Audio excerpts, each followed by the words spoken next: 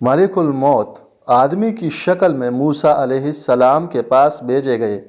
وہ جب آئے تو موسیٰ علیہ السلام نے نہ پہچان کر انہیں ایک زور کا تماچا مارا اور ان کی آنکھ پھوڑ ڈالی۔ وہ واپس اپنے رب کے حضور میں پہنچے اور عرض کیا کہ یا اللہ، تو نے مجھے ایسے بندے کی طرف بھیجا جو مرنا نہیں چاہتا۔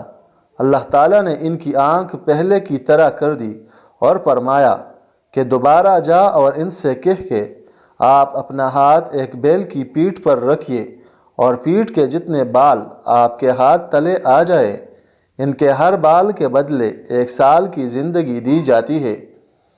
موسیٰ علیہ السلام تک جب اللہ تعالیٰ کا یہ پیغام پہنچا تو آپ نے کہا کہ اے اللہ، پھر کیا ہوگا؟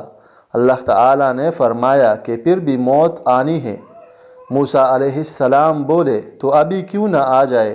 پھر انہوں نے اللہ سے دعا کی کہ انہیں ایک پتھر کی مار پر ارض مقدس سے قریب کر دیا جائے۔ ابو ہریرہ رضی اللہ عنہ نے بیان کیا کہ نبی کریم صلی اللہ علیہ وآلہ وسلم نے فرمایا کہ اگر میں وہاں ہوتا تو تمہیں ان کی قبر دکھاتا کہ لال ٹیلے کے پاس راستے کے قریب ہے۔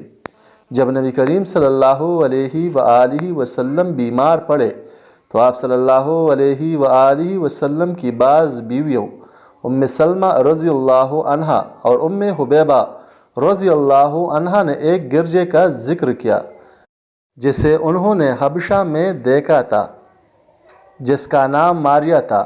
ام سلمہ اور ام حبیبہ رضی اللہ عنہا دونوں حبش کے ملک میں گئی تھی۔ انہوں نے اس کی خوبصورتی اور اس میں رکھی ہوئی تصاویر کا بھی ذکر کیا۔